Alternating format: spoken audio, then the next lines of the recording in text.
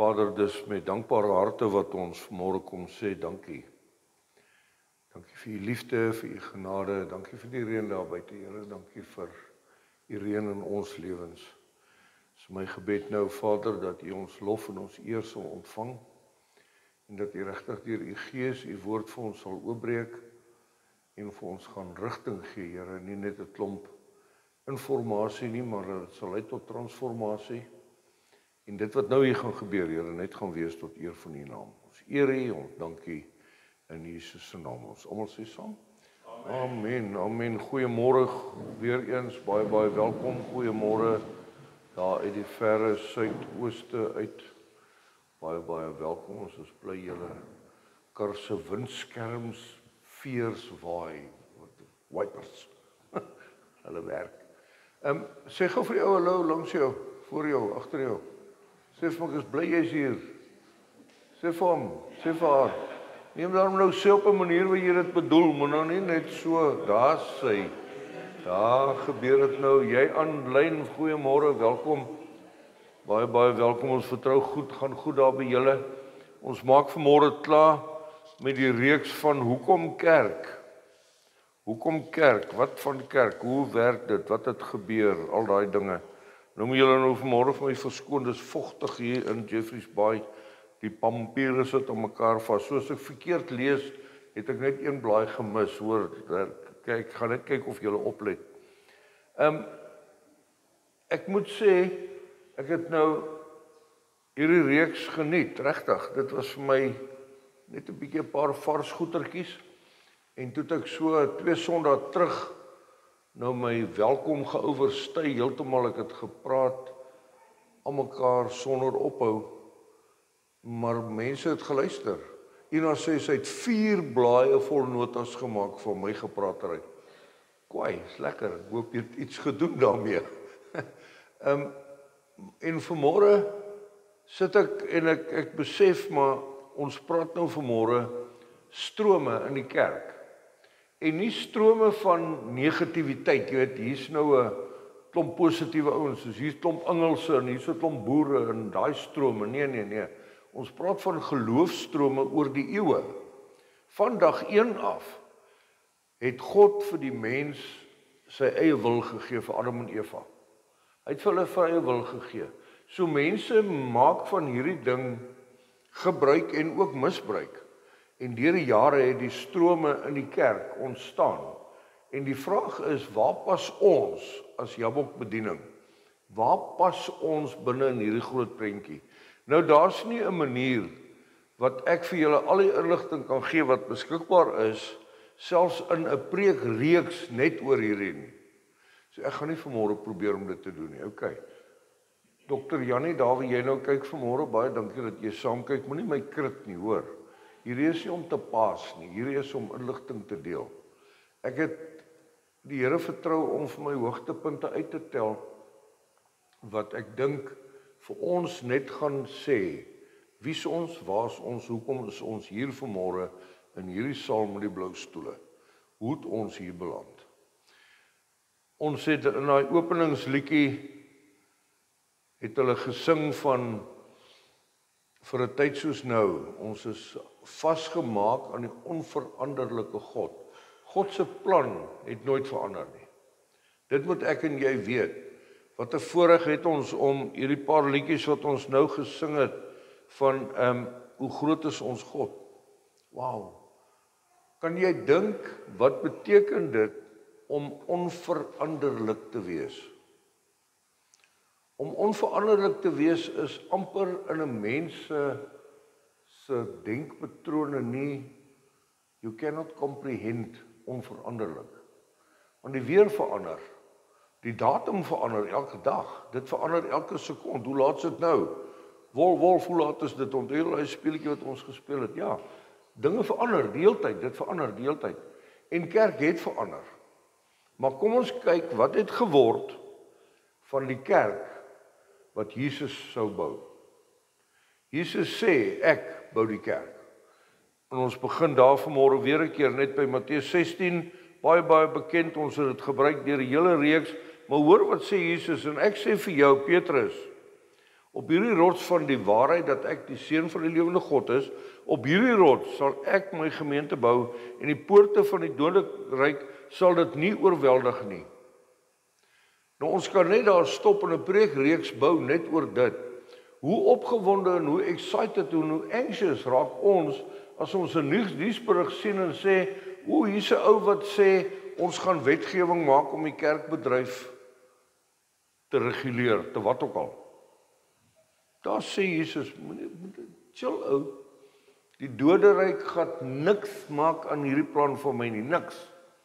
Ek en jy as mense het 'n vrye keuse en ons het 'n wil en ons het 'n stroom en ons het 'n wêreldbeskouing en al, maar Jesus sê die doderyk gaan dit niks maak nie. En ek sal jou die sleutels van die koninkryk van die hemel gee en wat jy ook al op die aarde mag bind sal in die hemel gebonde wees en wat jy ook al op die aarde mag ontbind sal in die hemel ontbonde wees.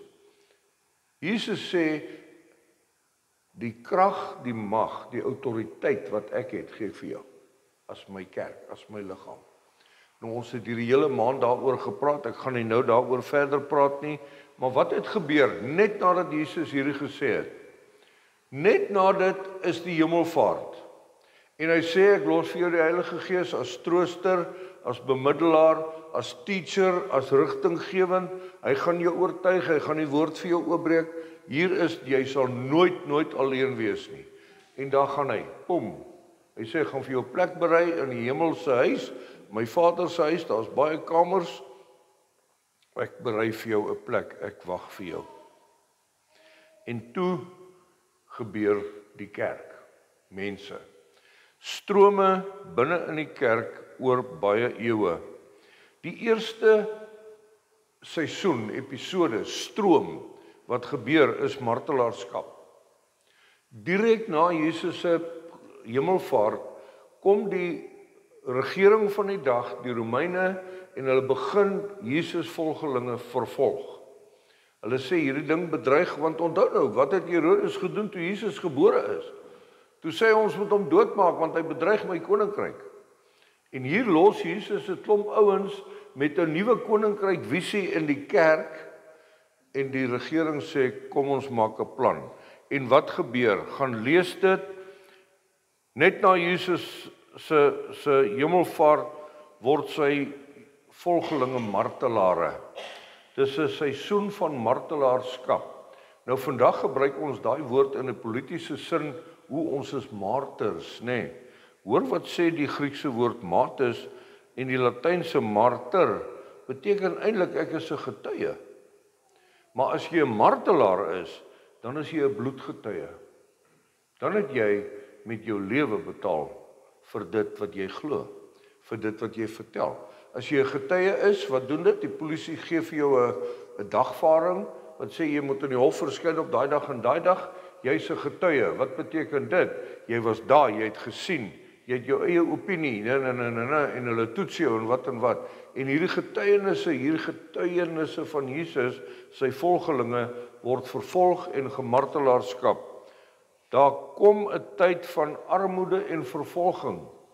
Hierdie ouens word verhoed om handel te dryf. Hierdie mense word verban. Onthou julle nou as iemand een of ander groot supermarkgroep adverteer 'n produk op en dan net 'n uur later is daar 'n WhatsApp boodskap wat sê ons staan saam, ons gaan nooit weer by hulle brood koop nie. Nee, dis nou presies wat daar gebeur het. Hulle het nie daai tyd e-mail en WhatsApp en wat gehad nie, maar hulle het vir mekaar gesê, hierdie klomp ouens wat hulle self so Christene noem, hulle moet gaan. Hulle is bloedgetuienisse. Kom ons hoor gou baie vinnig wat het gebeur met al Jesus se disippels, die apostels. Petrus, hierdie selfe Petrus wat Jesus sê ek sal by jou op daai waarheid wat jy praat, ek sal die kerk op dit bou. Petrus word onderste bo gekruisig. Ek weet nie of jy besef wat die kruisiging se fisiologiese uitwerking is nie. Terwyl jy so hang aan jou hande, kan jy nie asemhaal nie, jou diafragma gee in en jy versmoor. Om onderste bo gekruisig te word is 'n bespotting van die prys wat Jesus betaal het vir jou en vir my. Jy dink wat sy dood is dit, om onderste bo gekruisig te word. En dit is 'n stroom van vervolging, 'n stroom van armoede. Andreas word gekruisig. Hy sê, as jy soos jou Here wil wees, ons sê jou so behandel, kryf jou. Maar hoeveel keer in jou lewe is jy al gekruisig? Is jy al vervolg? Het mense al 'n spyker in jou hand gekap en gesê, "O, jy's daai ou." Okay.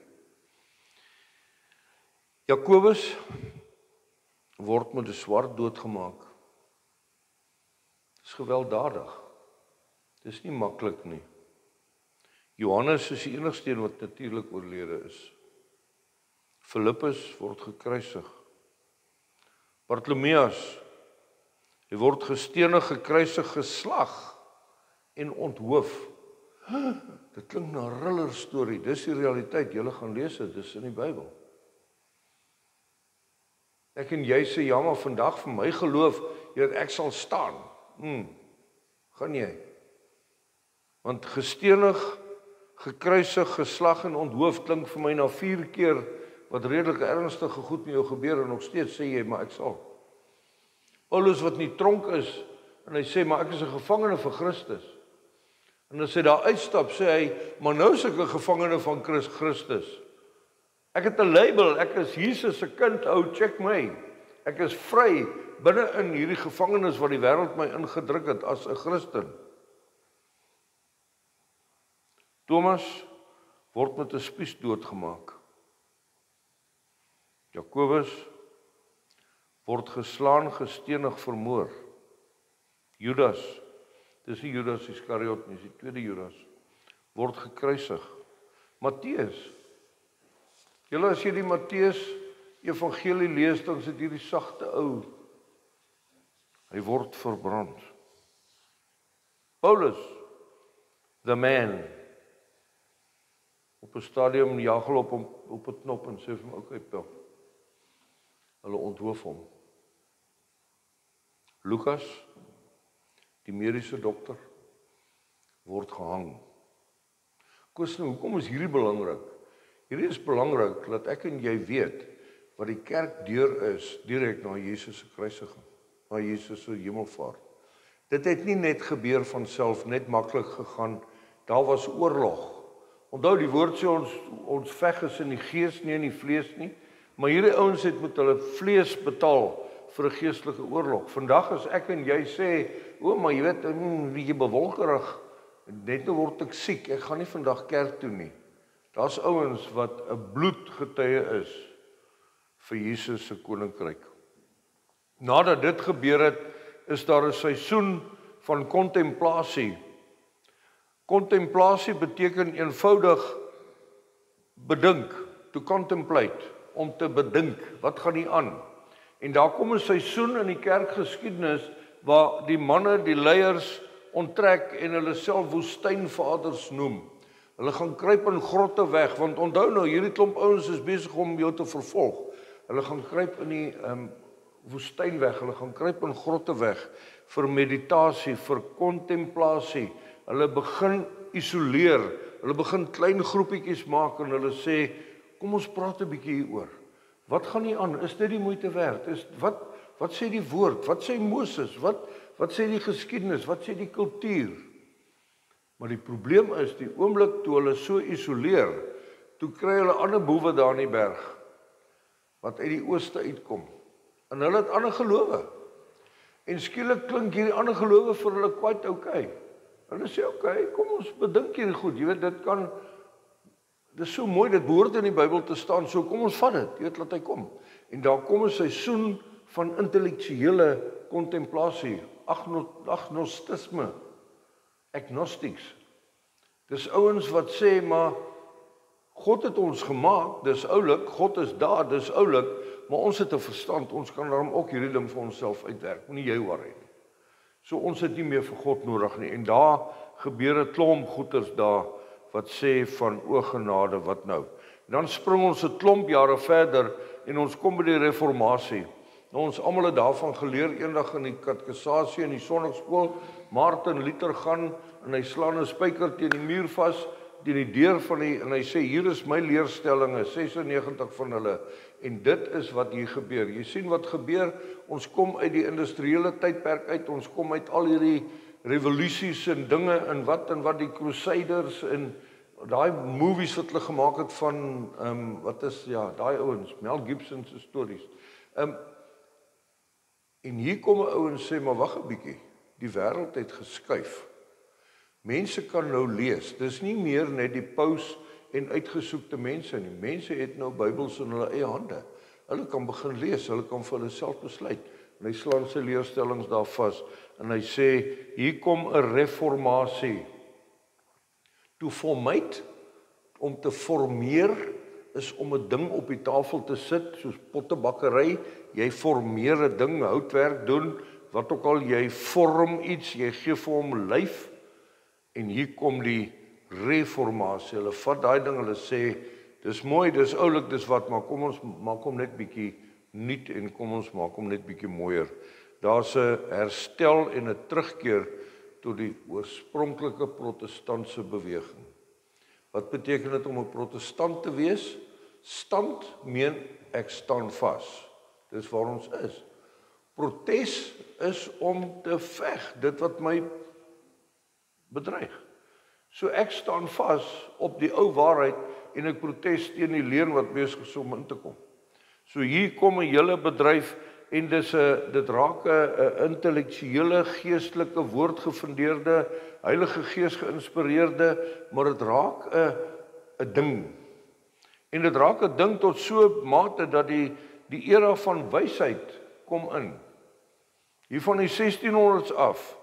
Hier begin die kerke sê, right, ons het nou swaar gekry, ons het gekontempleer, ons het gereformeer, nou moet ons daarom net hierdie ding struktureer maak. Mense begin intellektuele vermoëns kry.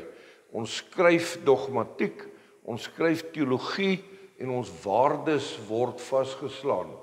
Dis oukei om dit te doen, dis nie oukei om dit te doen nie. Die kerkgeskiedenis word geskryf, dit is die era waar klomp Bybels begin vertaal word en 'n klomp die wysheid en ook die wêreld word bereik met evangelisasie. Selfs Suid-Afrika 1652 Jan van Riebeeck kom pak sy lekker speedboot daar in Kaapstad se hawe en hy sê yes, who's he moves? Laat ons gaan. So kom ons kyk wat gebeur met hierdie wêreld evangelisasie net voordat ons daarby kom. 'n laaste stroom of 'n laaste seisoen is een van heiligheid. Die 1800s kom in en daar begin ouens sê, hoorie, maar wag 'n bietjie, ons het hierdie ding nou 'n bietjie beter begin verstaan. Die heiligheidsseisoen of die heiligheidsstroom begin goeie sê soos van wedergeboorte, redding deur genade alleen, vergifnis en vryspraak. Die ouens van die dag formuleer die sakramente, die Bybelvertalings, die kerkplatings. Met ander woorde, hier begin baie meer pertinente geloofstrome, baie meer gemeentes, baie meer leerstellinge begin op die toneel verskyn rondom die 1800s. Kerk in Suid-Afrika, van Riebeeck kom hier aan, en hy sê, right, wat gaan hier aan? En wat hulle kry, is die Afrika onafhanklike kerke, wat vandag so genoem word, daai jare, was dit net gelowe. Dit was net bygelowe, het mense agterna gesê.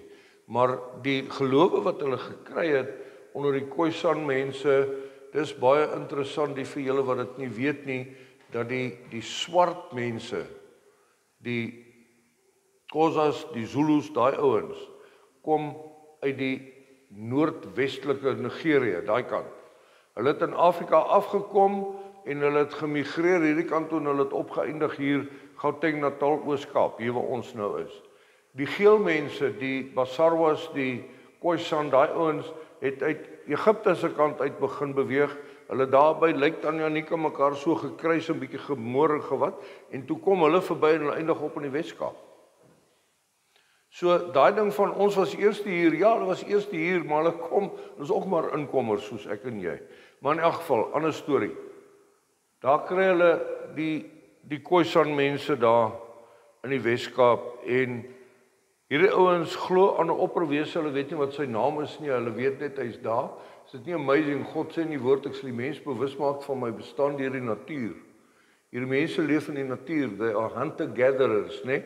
Hulle hardloop agter weiding aan vir hulle vee en hulle jag diere. En hulle weet, daar's so opperwese somewhere.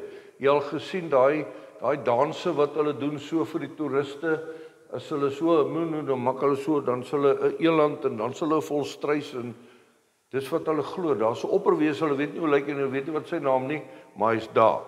Hulle glo aan voorvaders. Baie interessant, hulle aanbid nie voorvaders nie, hulle aanbid hierdie opperwese deur die voorvaders. So heeltemal 'n ander gesprek vir 'n ander dag.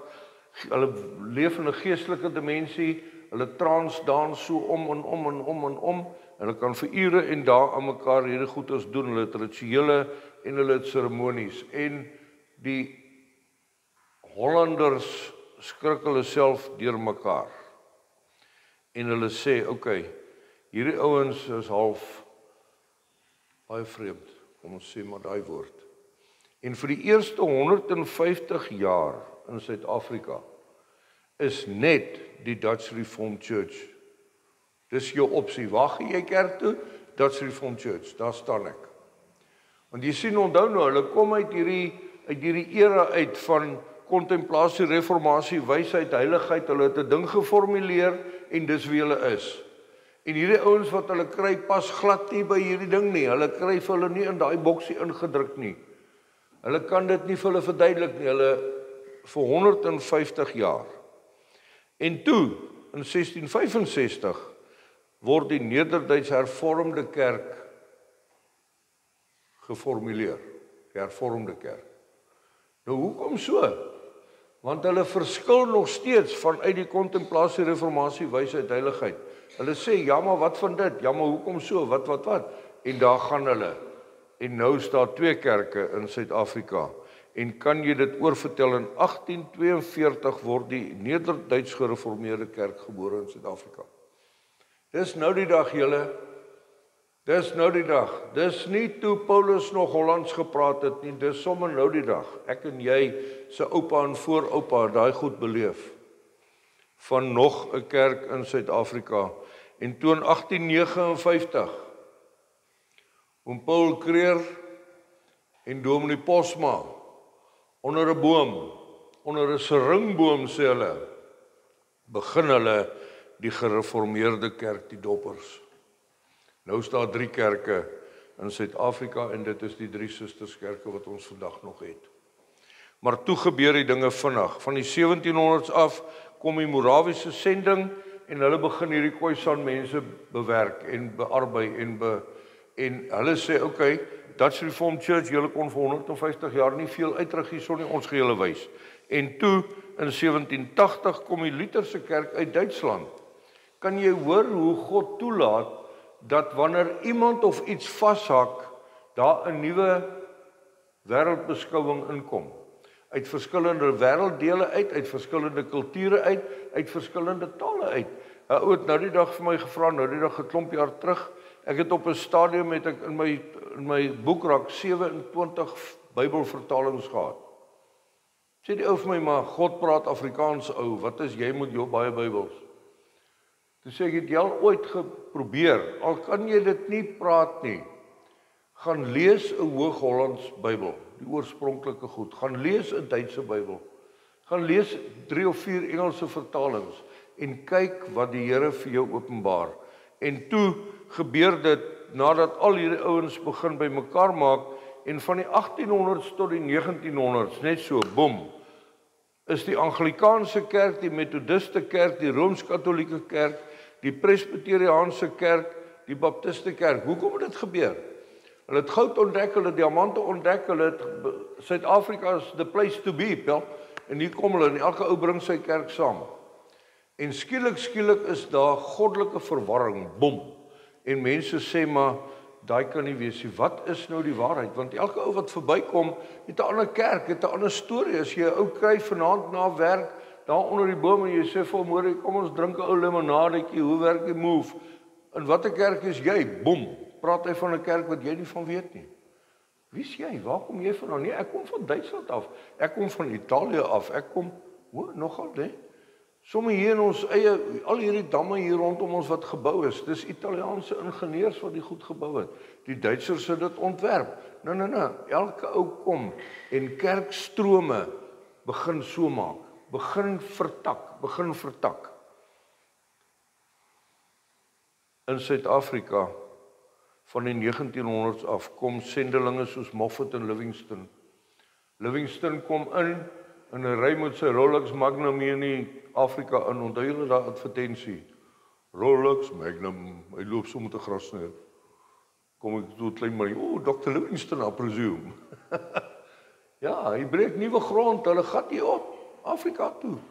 Hulle gaan verloor hulle harte in Afrika. Dis amazing. Hulle begin sê maar there's got to be more. Ons moet hierdie evangelie moet uitgaan. Kerkleiers soos Andrew Murray staan op. Een van die godsmanne in Afrika wat nog ooit hier was. Hy skryf boeke, hy skryf Heilige Gees boeke, hy skryf enige ding wat jy aan kan verstaan. Andrew Murray. Die groot trek gebeur. 15,000 Afrikaanse mense kom uit die Kaap uit en hulle sê maar ons gaan move hier die Oos-Kaap uit. Baie interessant, hier by Edde Olifantpark, daar op die berg is 'n hotel. Daar's 'n hele storie daar van die groot trekke daar gebeur. Die oorsprong, die besluit om te trek van daar. Wat doen hulle? Hulle vat Christendom saam met hulle. Hulle sê ons gaan uitgaan en dit bring 'n ongelooflike beweging met ongelukkig 'n gun in die een hand en 'n Bybel in die ander hand, maar daar gaan hulle. 15,000 sendelinge is op die pad. Die Afrikaanse Gereformeerde Kerk, daar kom herlewing in Woester. Daar waar Dr. Andrew Murray was, hulle vertel die storie dat dit was op 'n woensdagmiddag by 'n gebedgroep tydens 'n Pinksterreeks. Daai jare het hulle die saal soos wat ons ook gehad het, daai konsertina deure wat so toemaak. Die boere het hier voorgesit en die plaasarbeiders, die kleerlinge daar agter in die koffiesaal, daar in daai groot grasdak kerk. En die Heilige Gees uitbreek het daar gebeur, een ou het in tale gegaan en almal het daar ingehol en gesê, maar wat gaan nie aan, en teen die einde van die dag, toe is almal in tale. In feite, die storie wat vertel word, is dat 'n 16-jarige kleerling meisiekind daar in die koffiesaal het in tale gegaan. En daar gebeur 'n herlewing, 'n Heilige Geesbeweging wat begin in Suid-Afrika. Dis sommer nou die dag. En skielik is daar in die Nederduits Gereformeerde Kerk 'n doktrinestryd. Dis al daai jare julle. Dis nie nou se tyd wat die synodes moet mekaar beklei en dit kom van ewig af. En ek probeer om vir jou 'n prentjie te skep. Ons het dit gesing, God wat standvastig is, onveranderlik. En kyk wat het gebeur met die kerk wat Jesus besig is om te plant. Politiek, taal, kultuur, denkpatrone, wysheid, reformatie. Dit maak so, Suid-Afrikaanse kerke, herlewings in die konsentrasiekampe, hoeveel stories is daar van mense wat uit die konsentrasiekampe opstaan, vrouens wat geloofsgemeenskappe vestig reg deur die land, die hele Oos-Vrystaat. As jy daar deurgaan, Harry Smit, Kestel, Clarence, wat daai konsentrasiekampe, Winburg daar, gaan kyk wat staan op daai grafstene. Hier lê 'n vrou van God, hier lê 'n man van God. Dit is absoluut, en dis kerkgenootskappe wat begin by mekaar kom en die Afrikaner eenheid begin. En julle onthou wat het met die politiek gebeur saam met dit daai tyd. Nuwe politieke partye, allerlei denkpatrone. Wat? 1908. Amazing. Die ANC se stigting was 1908, 12de Februarie 1908. Maar ook in 1908 kom 'n ou met die naam van John G. Lake en hy sê hier is die AGS kerk, ons plant vir hom in Suid-Afrika. Apostoliese geloofsentrum. en die hele charismatiese beweging in Suid-Afrika begin. Maar kyk nou die boere, wat maak hulle? Van 1908 tot 1910 kon hulle mekaar verdra binne in die AGS kerk. Toe sê hulle, wag, hier's 'n probleem, hier verskil ons 'n bietjie van mekaar. En waaroor gaan dit? Oor die gelowige doop. Moet ons doop? Daaroor stem ons saam. Hoe moet ons doop? Die AGS sê in die naam van die Vader, Seun en Heilige Gees, dom. Die Follies sê, nee, wag, hier is die waarheid. In die naam van die Vader en die Seun en die Heilige Gees. Dis hoekom die twee kerke gesplit het. Kan jy dit oorvertel? 1917, Afrika kerke begin ontstaan. Livingston en hierdie manne is almal hier op boontoe, al die sendelinge vir die Morawiese kerk, wie ook al wat ook al, met die beste bedoeling kom in, maar hulle mis die sending opdrag van Jesus wat sê gaan maak disippels. Hulle kom en hulle maak net bekeerlinge. Hier en daar bring hulle 'n predikant, pastoor, iemand en sê jy is die pastor van hierdie gemeente in hierdie area. Die res van die tyd ry hulle verkondig die evangelie, maar soos hulle gaan, los hulle potensiële leiers wat nou die waarheid gehoor het, nie verstaan nie, en hulle begin kerkies reg deur Afrika. Reg deur Suid-Afrika. Ons het dit nou die dag beleef, sommer net hier onder by die brug, van 'n gelowige doop. Hoe oulik is dit? Tot jy afgaan en gaan kyk wat het hulle gedoen daaronder, toe besef jy, hier lê die tekens van die offerandes wat hulle gebring het. Dit is daai 100% leuen. Dis die strome wat so maak. 1932 word die Hatfield gemeente gebore.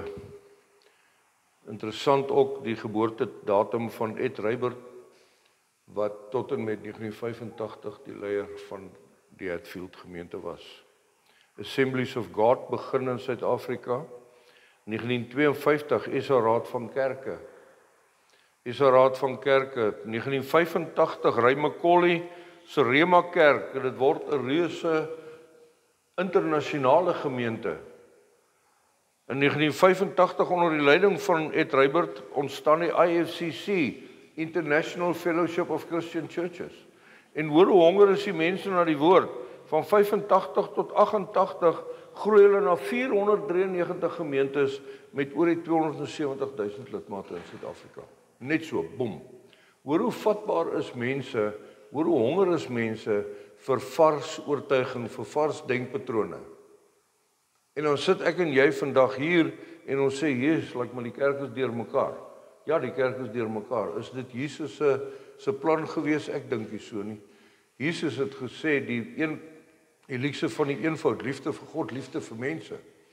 En hier kom ons en ons maak in die wêreld 'n ding deur mekaar. Hier's people gebeur hier in 1985 onder studente. Binne maande het elke universiteit kampus in Suid-Afrika 'n His People gemeente. Mense raak gesidetrack. En nie verkeerd nie, reg en verkeerd. Reg en verkeerd. Jy kan enige kerk, enige geloof, oortuiging gaan lees en jy gaan klomp waarheid daar kry, maar jy gaan klomp deur mekaar goed ook daar kry.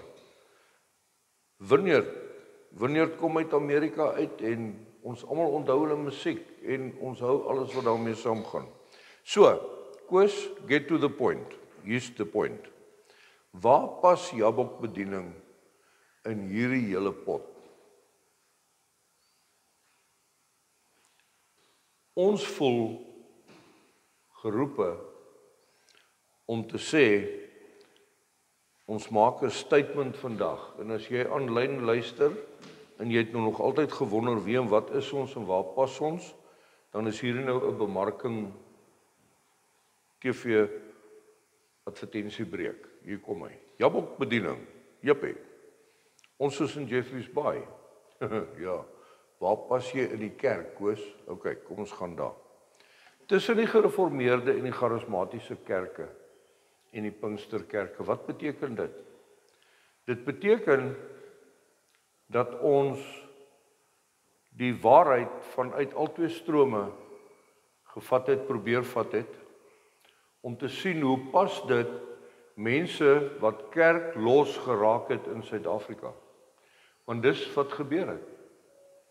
Dis nie net nou in die nuwe Suid-Afrika wat hierdie goed gebeur nie. Dis van daai tyd af. Elke keer as iemand in 'n dorp inkom en sê, nou kom ons uit Amerika uit, ons kom uit Duitsland uit, ons is van hierdie gemeente, ons is van daai gemeente, dan sê mense, ag weet jy wat, ek het al so seer gekry in kerk, ek sê wel is vir kerk, ek is klaar. Ek is op, afhel dit. Ek wil nie hierdie ouens preek te hoog, hierdie ouens sing te veel, daai ouens praat te veel in tale, hierdie ouens sing in Engels, nee. Ek het opgehou kerk toe gaan. Ons probeer om te sê, ons het ons bestaansreg gevind om afvlerk mense geestelik op te tel.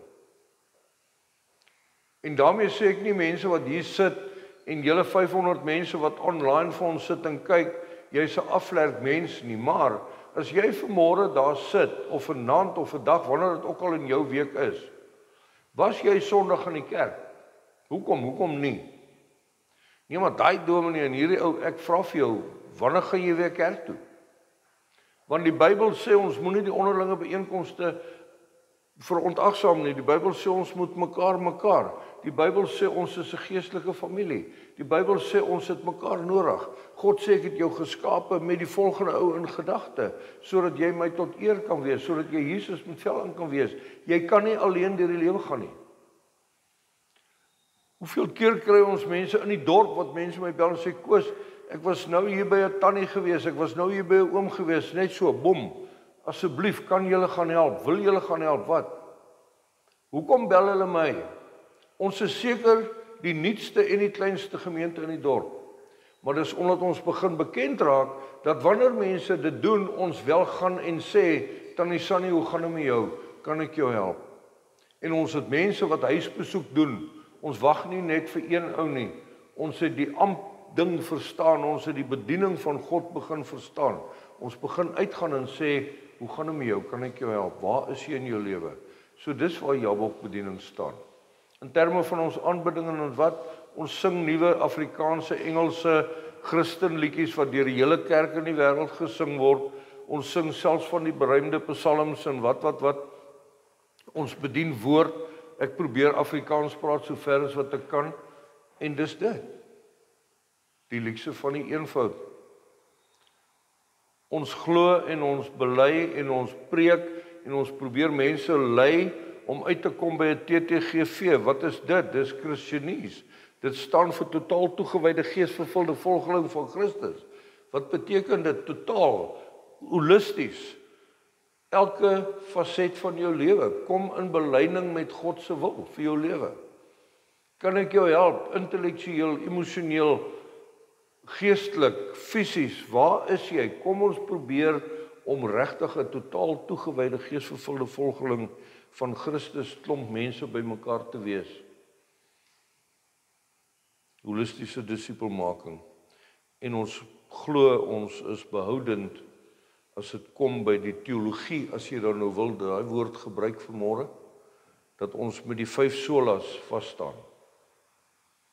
Ek probeer baie hard om nie Dr. Boetie en Professor Jannie aan te hang en te volg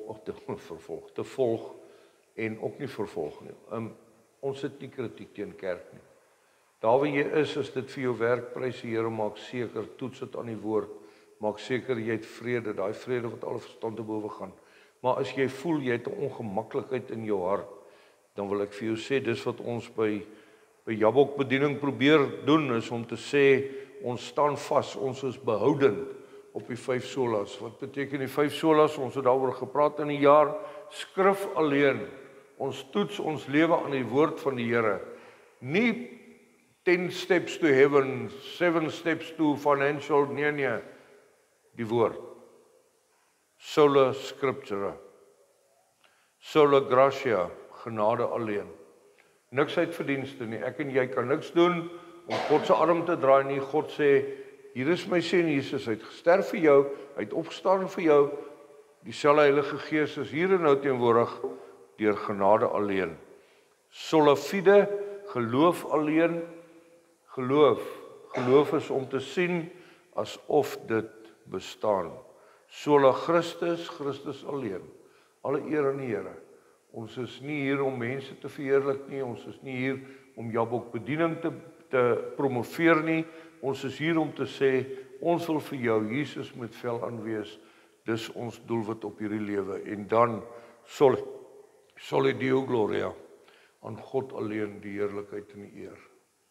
As jy vanmôre hier sit, en jy sê, ek het in die laaste jaar so mooi gegroei, en ek het beleef wat ek nog nooit beleef het nie, en ek is op 'n mooi plek, en wat, dan wil ek vir jou sê, alle eer aan die Here, dankie dat hy ons gebruik, om instrumenteel te wees in hierdie journey in jou lewe, maar alle eer aan die Here. En dit is my storie rondom strome van geloof. Hoekom is daar so baie kerke? Want daar is so baie mense. Hoekom is ons hier? Want ons vind aanklank, ons vind woordbediening, ons vind alle eer aan die Here, ons vind genade alleen, Jesus alleen. En ons vind dat mense wat hier sit in hierdie saal vanmôre, is lief vir die Here en lief vir mekaar. Dis wat ons anders maak. Dis wat ons 'n bestaansreg gee, wil ek sê. Behalwe vir die roeping van die Here in ons lewens en al hierdie goed. As jy vanmôre in Jeffreys Bay sit, jy is nie in 'n kerk nie, dan wil ek jou uitnooi. Pertinent, ek wil vir jou vra. Kom kuier vir ons hier by Newton Saal. Kom toets ons. Kom kyk, die woord sê, toets alles en behou die goeie. As jy in 'n kerk is, prys die Here. As jy nie vanmôre in die kerk is waar jy aan behoort nie, shame on you, gaan kerk toe, get up, go. Gaan terug. Gaan terug. Ja, maar Koos, ek het seer gekry, gaan terug. Daar waar jy gaan, waar jy ook, en jy gaan weer seer kry, guaranteed.